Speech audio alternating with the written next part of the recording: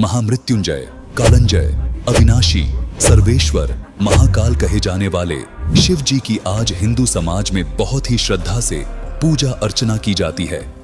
लोग उन्हें सर्वश्रेष्ठ मानते हैं और ये भी कहते हैं कि उन्होंने मृत्यु पर विजय प्राप्त कर ली है। बहुत सारे संत, महंत और धर्मगुरु भी इसी कथन का समर्थन करते हैं और शिव जी को ही सबसे समर्थ भगवान बताते हैं।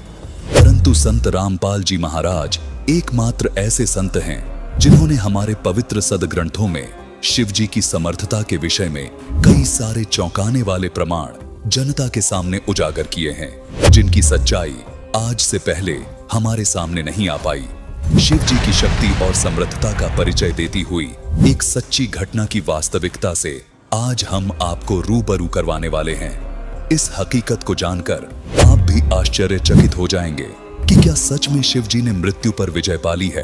क्या वे महामृत्युंजय कहलाने योग्य हैं?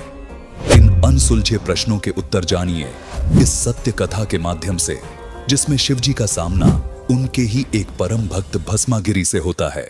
देखिए सत्य घटना पर आधारित यह 2D एनिमेशन वीडियो। कौन है शिवजी से भी समर्थ? एक बार एक भस्मागिरी नाम का शिवजी का साधक था, जो आगे जाकर भस्मासुर कहलाया। उसने शिवजी के द्वार पर कैलाश पर्वत के सामने शीर्षासन योग मुद्रा में भगवान शिवजी की साधना करनी प्रारंभ कर दी। 12 वर्ष की तपस्या के बाद माता पार्वती जी ने भगवान शिवजी से कहा कि हे स्वामी, आपका ये भक्त 12 वर्ष से आपकी साधना में लीन है। इसका क्या अभीष्ट है? उसे संतुष्ट कीजिए भगवान। अपनी पत्नी पार्वती जी की बात सुनकर भगवान शिव भस्मासुर के पास आए और कहा, उठो भस्मागिरी, मैं तुम्हारी तपस्या से प्रसन्न हूं। बोलो, क्या चाहिए तुम्हें? प्रभु, पहले आप वचनबद्ध होइए, तब मांगूंगा। ठीक है, हो गया वचनबद्ध। बोलो, क्या चाहते हो? भस्मागिरी ने अपनी शीर्षासन योग मुद्रा त्यागी और सीधा खड़ा होकर बोला, भगवान, मुझे आपका ये भस्म कंडा दे दीजिए। भगवान शिवजी के पास एक ऐसा कड़ा था जिसे अगर किसी भी जीव के सिर के ऊपर लाकर भस्म बोल दें तो वो भस्म हो जाता था। भगवान शिव ने विचार किया कि साधु आदमी है और जंगलों में रहता है, तपस्या के दौरान जंगली जानवरों से अपनी रक्षा के लिए मांग रहा होगा। शिवजी वचनबद्ध थे। उन्होंने अपना कड़ा निकालकर भस्मागिरी को दे दिया। ठीक है भस्मगिरी, तथास्तु। लो कड़ा। भस्मागिरी ने भस्म कंडा ले लिया। जैसे ही भस्मागिरी के हाथ में कड़ा आया, वैसे ही भस्मागिरी ने अपने हाव भाव बदल लिए। बोले शिवजी होशियार, आज मैं तुझे मारूंगा और पार्वती को अपनी पत्नी बनाऊंगा। भगवान शिवजी डर गए और अपनी जान बचाने के लिए वहां से भाग निकले। भस्मागिरी भी शिवजी को मारने के लिए उनके पीछे पीछे दौड़ पड़ा। दोनों अपनी पूरी गति से भाग रहे थे। भगवान शिव ने जब देखा कि आज तो मेरी जान जाएगी, तब उन्होंने परमात्मा को याद किया।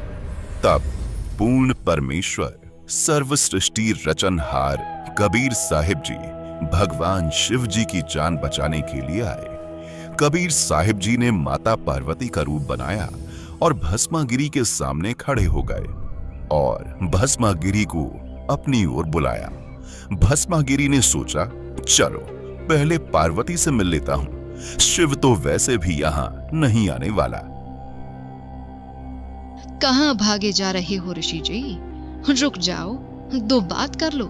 मेरे लिए तो आपने इतनी तपस्या की है, आप मुझे कुछ नृत्य करके दिखाओ ताकि मैं आपसे प्रसन्न हो जाऊं। नृत्य? अरे, मैं तो तपस्वी आदमी हूं, मुझे नृत्य नहीं आता। मैंने कभी भी नृत्य नहीं किया। कोई बात नहीं ऋषि जी, मैं आपको सिखाती हूँ नृत्य कैसे किया जाता है। पार्वती रूप में परमात्मा कबीर साहिब नृत्य सिखाने का नाटक करने लगे। नृत्य सिखाने के दौरान जैसे ही भस्मागिरी का भस्म कंडे वाला हाथ उसके खुद के सिर के ऊपर आया, तभी पार्वती रूप में परमेश्वर ने कहा, भस्म। इतना कहते ही भस्मागिरी वहीं भस्म हो गया और कड़ा तथा राख शेष बची। पार्वती रूप में कबीर परमात्मा ने कड़ा उठाया और विष्णु भगवान का रूप बना लिया। विष्णु भगवान रूप में कबीर परमात्मा कड़ा लेकर शिवजी के आगे कुछ दूरी पर खड़े हो गए। भगवान शिवजी भागे जा रहे थे। विष्णु रूप में कबीर परमात्मा ने पूछा, क्या हुआ भोलेनाथ, कहां भागे जा रहे हो? कोई विपत्ति आ गई क्या? भाग लो विष्णु, भाग लो। एक दुष्ट साधक ने मुझसे मेरा भस्म कड़ा धोखे से ले लिया है और अब मुझे मारने के लिए मेरे पीछे पड़ा है। भोलेनाथ, ये लो तुम्हारा कड़ा। अरे नहीं नहीं, ये वो कड़ा नहीं हो सकता। ये वही कड़ा है। भस्मासुर अब नहीं रहा। ऐसा कैसे हो सकता है? ऐसा क्या किया आपने? मैंने पार्वती रूप बनाकर उससे गंडहत नृत्य करवाया और जैसे ही उसका खुद का हाथ उसके सिर के ऊपर आया, तभी उसको भस्म कर दिया और ये भस्म कंडा प्राप्त किया। अगर मेरी बात पर विश्वास नहीं हो रहा तो चलो मेरे साथ, उसकी राख दिखा देता हूं आपको। जब भगवान शिव ने भस्मासुर की राख देख ली, तब उन्हें विष्णु रूप में आए कबीर परमात्मा की बातों पर विश्वास हुआ।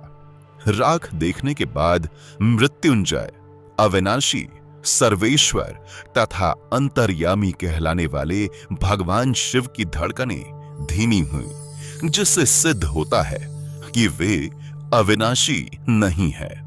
वास्तव में समर्थ अविनाशी परमात्मा कबीर साहिब हैं, जो अनेकों रूप धारण करके सभी जीवों का पालन पोषण और रक्षा स्वयं ही करते हैं।